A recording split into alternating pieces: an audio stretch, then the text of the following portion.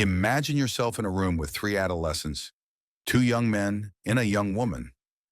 Each of them presents you with a vivid scene from their childhood with their parents. You begin with the first scene, where you see a neglected child, spiritually, intellectually, and emotionally. His father never takes him to pray, and his mother teaches him nothing about his creator. No Quran, no Hadith, no proper Arabic language. Instead, he is entirely left to the influence of nannies or Western educational curricula that focus solely on his physical well-being and behavior, entirely devoid of any spiritual or moral framework to guide him. Before you can fully process this, you move on to the second scene.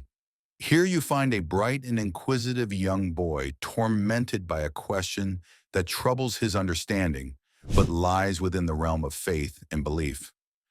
When he brings this question to one or both of his parents, they respond with harsh reprimands and seek refuge in God from what they perceive as the whisperings of disbelief. Under the weight of this harsh reaction, you are drawn into the third scene.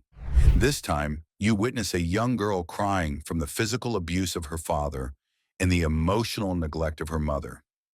Later, you see her sobbing as her parents divorce, leaving her with even greater neglect and a compounded sense of abandonment. These three scenes end, and you return to the present, only for all three adolescents to tell you they have left their faith, whether in belief or practice.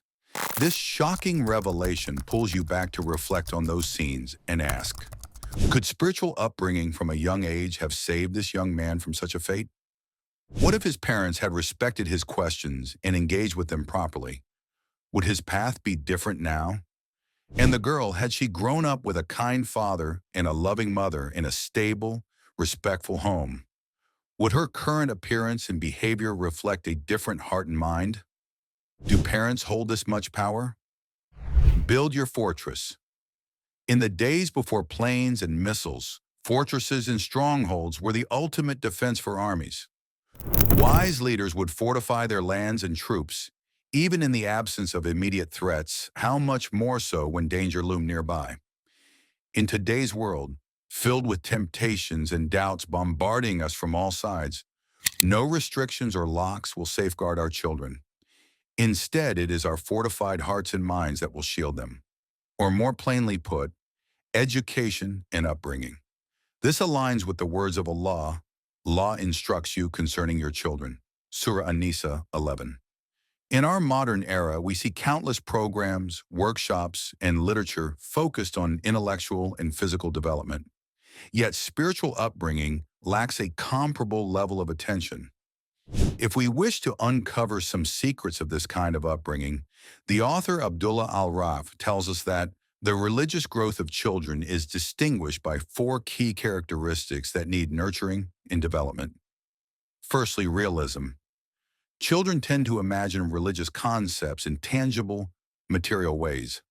For example, a child might envision paradise as a garden where they play with their friends and so forth. Secondly, imitativeness. This is the tendency of children to mimic the adults around them in their acts of worship, even if they do not fully understand their meanings. These delicate and budding feelings require careful attention and optimal nurturing from caregivers. They must be guided along the right path rather than being ignored or left to dissipate as the child becomes engrossed in other distractions. For example, realism in a child can be cultivated by presenting concepts that make faith appealing and create a comforting, imaginative world. Imitativeness underscores the importance of modeling acts of worship that a child will naturally emulate. Utility can be leveraged by explaining that Allah delights in their acts of worship. All these elements help foster their delicate emotions in a way that strengthens their faith and guides them toward the right path. As Al-Raq tells us, strengthening the faith of children begins even before they reach the age of discernment. This can be achieved by placing the child in an environment imbued with faith, ensuring they are exposed to the sounds of the call to prayer, adhan, Quran recitation, and remembrance of Allah, dhikr, and associating the name of Allah with things the child finds pleasant and enjoyable. This will help to establish an emotional bond with the Creator in their subconscious mind. As they grow and enter the age of discernment, this initial emotional framework evolves into a more structured attachment. At this stage, their capacity for inquiry and understanding develops, and the role of upbringing shifts to one of active engagement and interaction. This journey from passive exposure to active involvement forms the foundation of a deeply rooted, resilient faith. Do not fear questions. In one of the episodes of the program, Between Me and You, psychological consultant Dr. Tarek Al-Habib mentioned that the nature of Arab society, particularly Gulf society, tends to be rigid and unaccepting of differences. It often does not respond well to the questions of the youth, which drives many of them to rebellion that may lead to atheism. This suppression specifically is what later pushes them to project their frustrations onto Islam. They mistakenly believe that Islam is incapable of addressing their questions and doubts. In his research on the nature of contemporary doubts, Dr. Aid al-Dosari asserts that ignorance is one of the primary causes of the doubts that afflict the youth and adolescents. This is not only because ignorance leaves the young vulnerable to such doubts, but also because it causes them to stumble and act haphazardly in their pursuit of knowledge. Moreover, suppressing knowledge pushes them to fall into the first intellectual and cognitive trap they encounter, which they may think provides answers to their questions.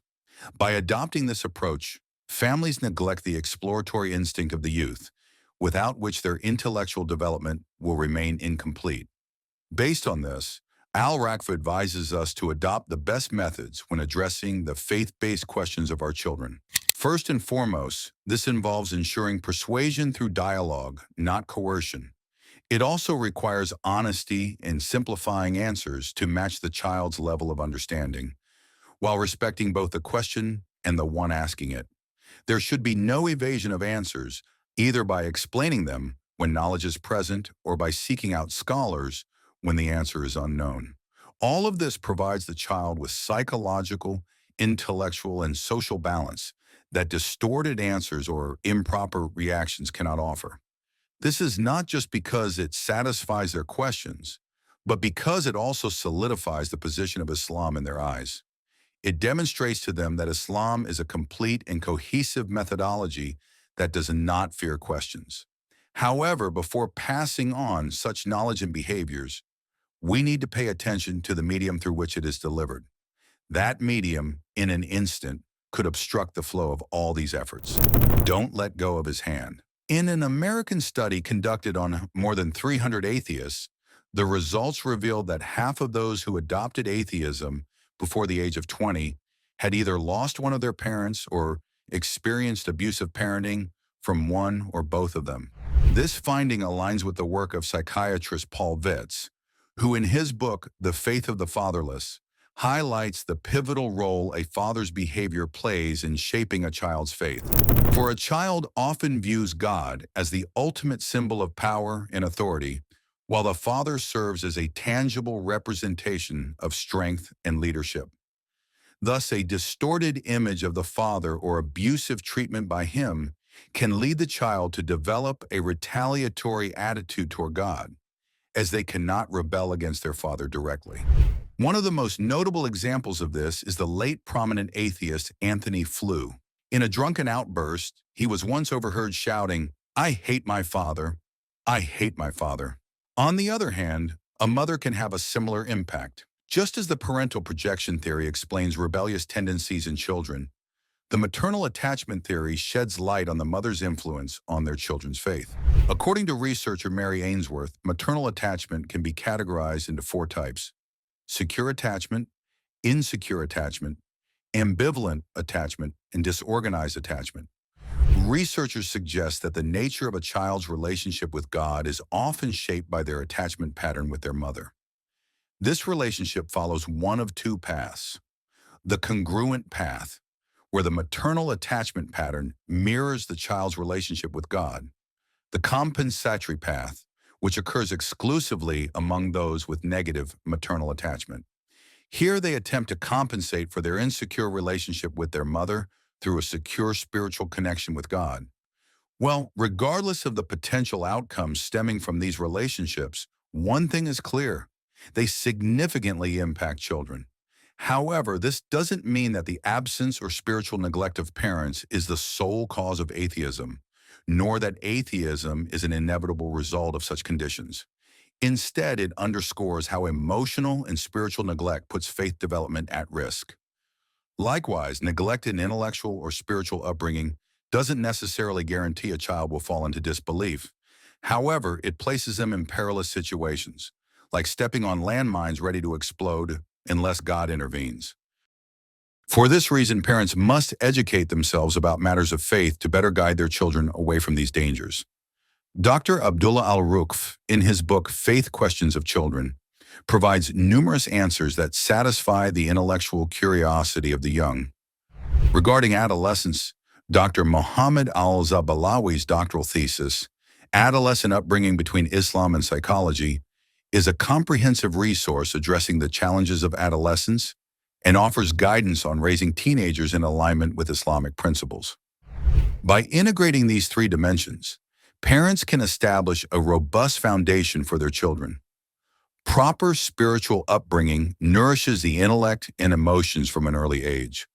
Respect for questions and systematic learning fosters a fortified environment that shields young minds from the turbulent waves of doubt.